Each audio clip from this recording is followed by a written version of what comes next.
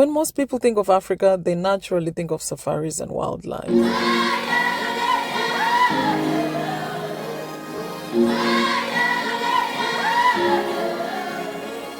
They overlook the natural beauty, the diverse clothing and outdoor activities Africa offers.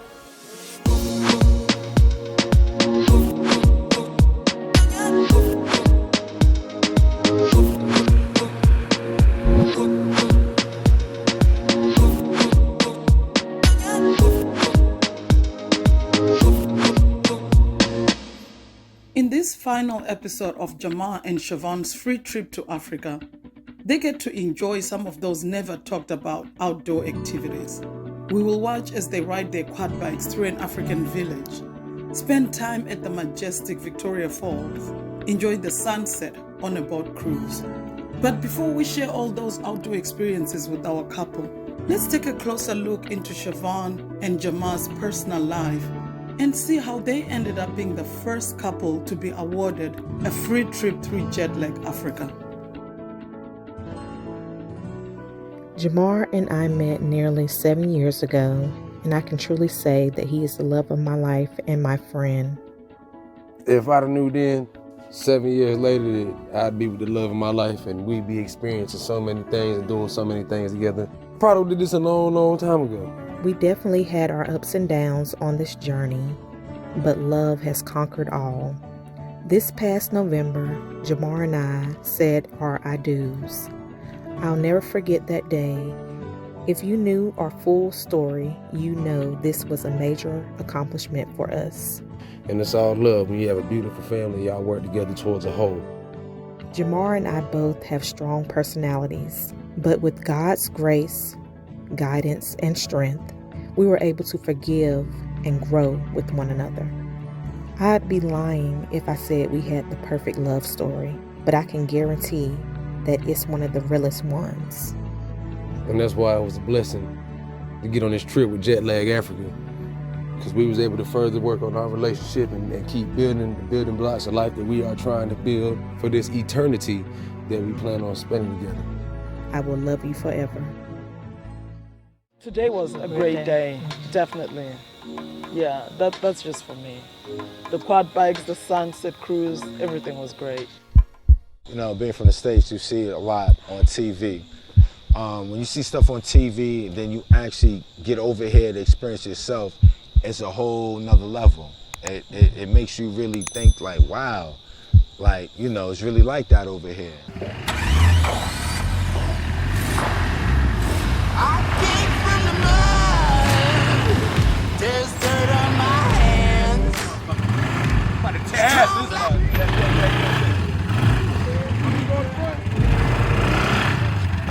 Oh, I've been running from the law. Hope they won't shoot me down soon. Like the quad bikes, amazing. Like we had a good time, ride around with all of us. Like the quad bikes was probably my favorite part of the day. But I can't complain, I loved every bit of it. I loved every second of it. Specifically when we were on the trail and the kids were waving from their, I guess it was their home. It just like they were very happy to see us. And it just, I don't know, that was a highlight for me just to see the kids waving at us while we were riding in their neighborhood. You know, I'm from Brooklyn, New York, to be exact. I'm from East Flatbush, Brooklyn, New York. Back home, we ride KLR 650s. We drive the Kawasaki KLRs. So to get experience to drive a four-wheeler, it had me wide open. I wanted to like loosen up just a little bit more, but at the same token, it was a great experience. One of the 7 natural wonders of the world is located in Victoria Falls.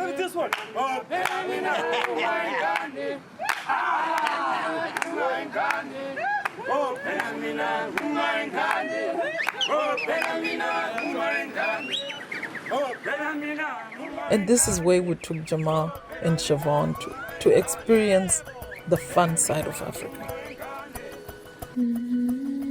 Welcome to Monsieur Tunya.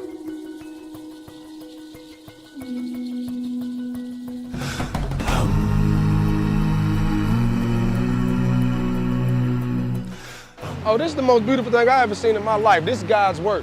This is God's work at his absolute finest right here. You'll never see nothing like that ever again. This is beautiful.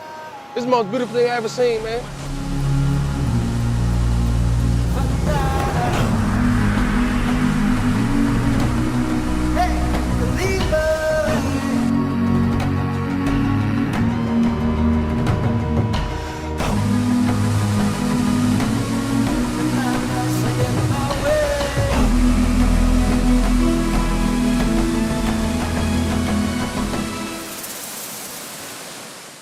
Photo shoot was cool. I ain't gonna lie, I ain't never experienced no like real photo shoot like that, so that was amazing. But that sun was blazing, all right? I feel like we were able to pay homage to, you know, ancestors and the culture just by wearing the original attire of the culture. I felt like royalty. I felt like a king that I didn't know I was a king until I got here. I could count on my fingers. Not too many of my friends I grew up with can say they've been in Africa, they did this, they did that. So just me being here was an experience by itself. I'm in awe. Like. What's your name? Your real name?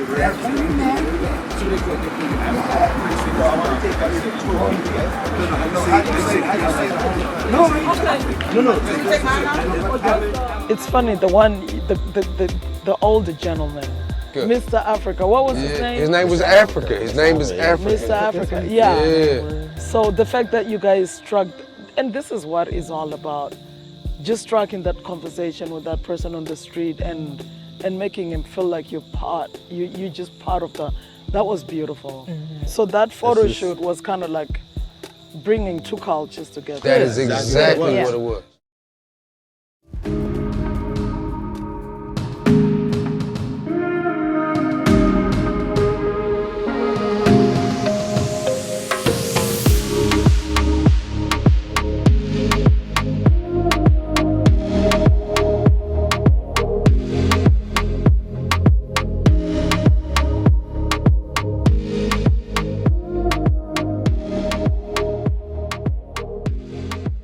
This was my second time coming to Africa. I made my first trip back in 2017. I remember telling Jamar about my experience back then.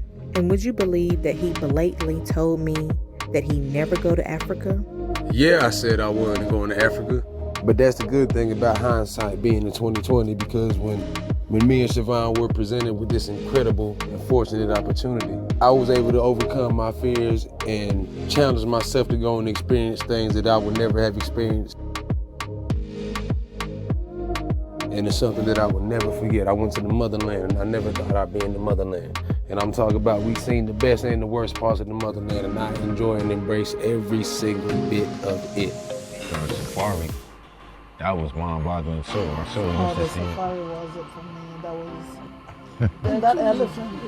It waved. It waved. That elephant waved. He just like, what up? Yeah. Captain.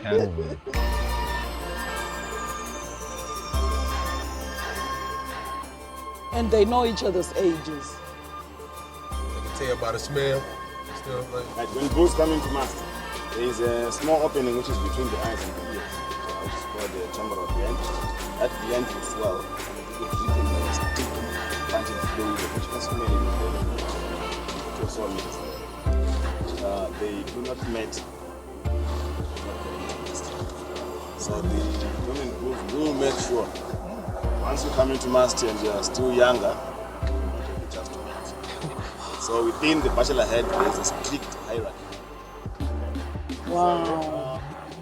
Just keep moving. And I didn't realize how huge they are. Honestly, that was like, I mean, the TV doesn't do them justice. Yeah. Those animals. You can barely hear them when they're walking. Oh, yeah. Right. And you see something about them being so large, but you can, yeah. You can barely hear them.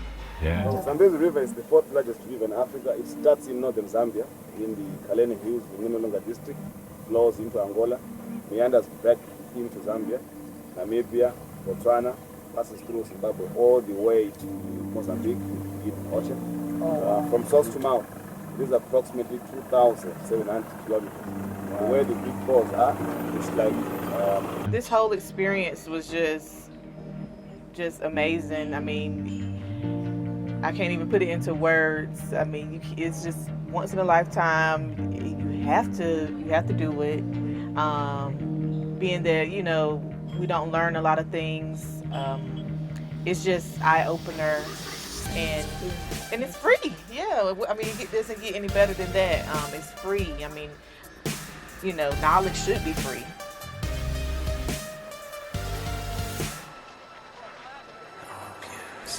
Everybody should experience it. Everybody should experience coming here, and everybody should experience Zambezi because that's the greatest. Am I lying? Amen to that. You know? Amen. Amen. Hallelujah. Don't get no better than that. Everybody Not needs Zambezi. Zambezi. Everybody I needs liked Zambezi. it when you said Drinking Zambezi on the Zambezi River. Come on now. Come on, where that happened at? You see that? Look what we doing. Look at God. Look at that.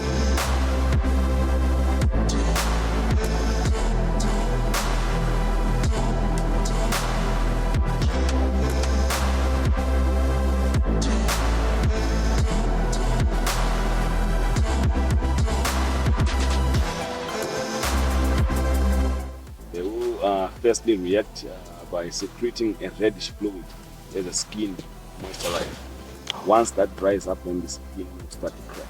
To avoid that, they spend the day in water and come out. They are not able to swim, as you see. They actually walk at the bottom of the water. So it means it's not all that deep here. And the reason why they are able to submerge for about 5 to 6 minutes on the ground is because they have muscular nostrils and ears. They'll breathe out and then close their nose. Everybody should experience it because it's gonna stick with me for the rest of my life.